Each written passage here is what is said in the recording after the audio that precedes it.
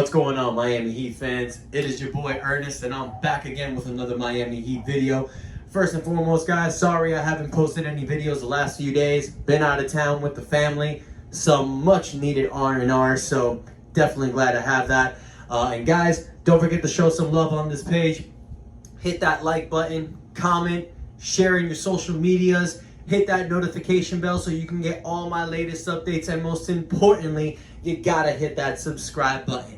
Now let's get moving forward. As we know, guys, last night wasn't really so pretty for the Miami Heat. We were defeated by the Memphis Grizzlies. We lost 124 to 112. Sad loss, man, especially we were riding high with that 4-game winning streak after we beat Cleveland last week, so it was looking good for us. But yesterday, man, it was just like really bad. We had the chemistry looks great, but there's sometimes where things look off. You know, we're causing a lot of turnovers, especially in the third quarter. It wasn't really that great with us. You know, the way it started, you know, Brooks was knocking down shot after shot. Valanciunas was killing us on the inside.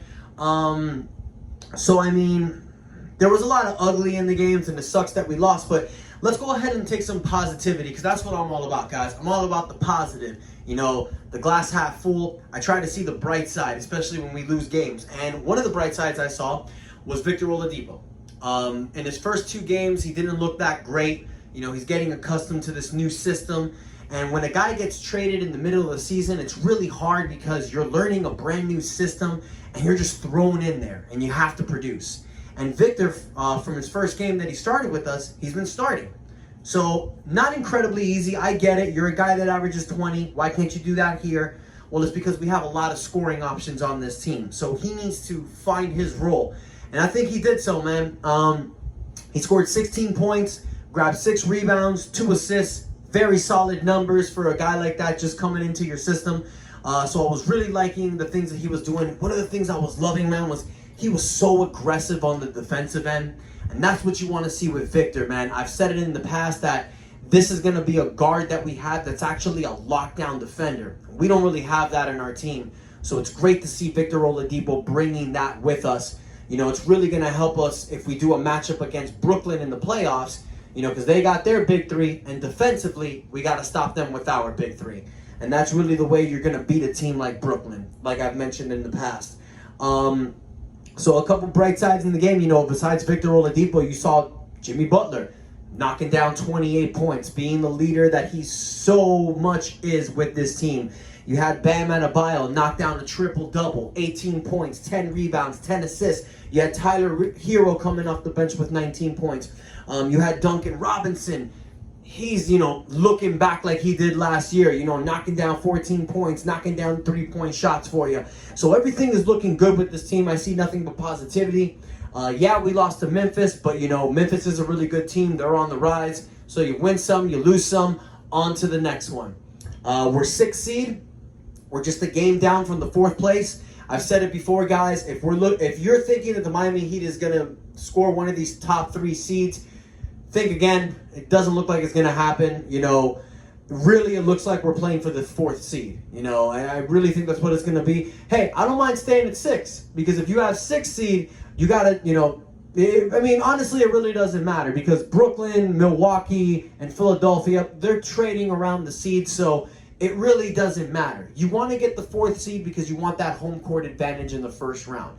Even though this whole COVID thing doesn't really mean a thing, it's not like they're in the bubble. They do let fans in the arena, so the support does help a lot. So I think it's really important that Miami goes after that 4th seed. So I really believe in that. I think it's something we can definitely do. You know, there's a huge closeness when it comes from the 4th seed to the 8th seed. So Miami needs to roll in another winning streak to get on top of that. You know, you're sitting right behind Atlanta and Charlotte, and I know we're better than those teams. So that's why I really feel I know we can get this 4th seed. No disrespect to them. Charlotte and Atlanta, they're really doing their thing this year. But Miami Heat, being the Eastern Conference champions that we are, we should be claiming that 4th seed. That's my opinion on that. So there was some good, there was some bad in the game. But all in all, I think our team is looking great. Right now, there's pretty much been 51 games played. We have 21 games left in the season. So we need to make a run, man. You got to do a really great run to close this off. We want to pull away with that 4th seed because at the end of the day, guys, you don't want to wait until the last game with players that we have like Goran Dragic, Jimmy Butler, Andre Iguodala. You know, you want to rest some of those players close to the playoffs. You know, I would love us to have like a 4 or 5 game advantage, you know, towards the end of the season so we can rest these guys and get them ready for the playoffs. Because, I mean, I'm not big on resting. I love players being out there and playing. But if you can give some of these players a game or 2 off at the end of the season, that really helps well for the playoffs. And one thing that I noticed, guys, with this game was we need help down low with the rebounds. Because that was one thing that Valanciunas was killing us with. Valanciunas was killing us with those boards. Bam does his thing, but we need somebody out there that can put some muscle. And the Miami Heat have done that. We've recently signed Dewayne Dedman. He was one of the players that we were looking at. I know I was talking about rumors with Hassan Whiteside. It doesn't look like the buyout has happened with Sacramento. Dedman is our 14th player, so we do have one additional spot left. So we can make another pickup midway through the season. But the reason why I like Dedman, guys, look, he's not a flashy player. I know a lot of the Heat fans were probably like, okay, him? Fine, whatever. But Dewayne Dedman brings something. He brings something to the table. And what that is scoring and rebounding. Now, he's not a guy that's going to give you 20 points a game, 10 rebounds. Not by any means. But he's going to come off the bench. He can give you 6 points, and he can give you 6 rebounds. Those are actually his career averages. 6 points a game, 6 rebounds a game. I'll take that.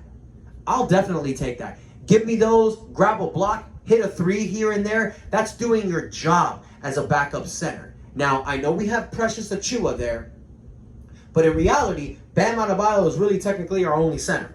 Now, Nemanja Bjelica, I got it right, Bjelica, he's 6'10", but he's not a center. He's more of a power forward, small forward. So we need some muscle down low. We need a guy that can come in, grab some rebounds, and that's Dewayne Dedman. So I love this pickup.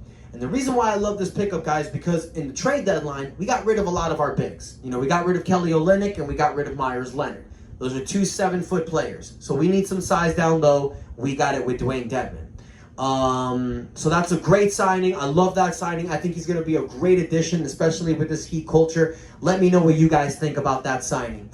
So for the next 5 games in the Miami Heat, we have tomorrow, we're playing the Los Angeles Lakers.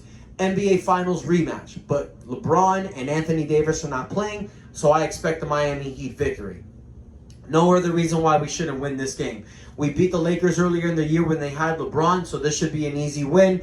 Maybe not that easy, but we should get the dub. After the Lakers, we got the Blazers, we got the Suns, we got the Nuggets, and we got the Minnesota Timberwolves. So we got a West Coast trip coming up. Those haven't really been favorable for us in the past. So I'm really hoping that Miami can come out of this with like a 3-2 record. 4-1 would be perfect. 5-0 would be shooting for the stars, but I don't see why that can't happen. We've seen the Heat bust 5-game winning streaks many times, especially since I've been doing this channel, since I brought it back up. The Miami Heat have been busting out 5-game winning streaks, I think like 2 or 3 times. So this is something we definitely need to see from this team. One more thing I want to talk about, guys, and then I'll let you go. There's a little bit more rumors and the whole Kawhi Leonard thing. Nothing that big, not much different from what I spoke about in the last video, guys, but I'm hearing that there is mutual interest from Kawhi Leonard coming to the Miami Heat. I'll just say this again. I don't see Kawhi leaving Los Angeles unless it's the perfect move for him.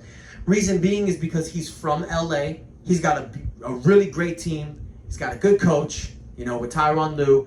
So I don't see him making that move unless the Clippers get beat bad in the playoffs.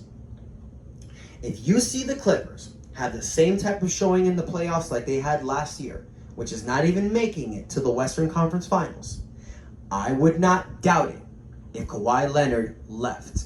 Now, is it Miami? Is it somewhere else? Who knows? But he loves being in LA. He's from there, and he's not going to leave unless it's the right fitting for him. So this Clippers team needs to explode in the playoffs in order for this to possibly happen. There's no way that if Kawhi takes the Clippers to the finals, he's going to leave like he did with Toronto. It's not going to happen. He left Toronto because he never wanted to be there in the first place. He wanted to be in LA. So you guys know that. And if this happens, if Kawhi and the Lakers don't make it to the Western Finals this year, the Miami Heat are poised and pushed to make this run for Kawhi. Now, unfortunately, I think that means they're going to have to trade Tyler Hero, because you have to make room for a salary like Kawhi Leonard. Now, that's Andy Ellsberg's job. He's one of the greatest numbers guys in the NBA. So if anybody can make it work, it's you, Big Andy. I'm seeing you, bro. Try to make this happen. But you might have to get Kawhi to want to take a little bit less than his first year, which I don't see why he wouldn't do that. We all know Kawhi Leonard wants to win. And if there's a possibility that you can put Kawhi Leonard, Jimmy Butler, Bam Adebayo, and Tyler Hero in the same team, oh my God, it's over. I don't care. Brooklyn can't beat that. The Lakers can't beat that.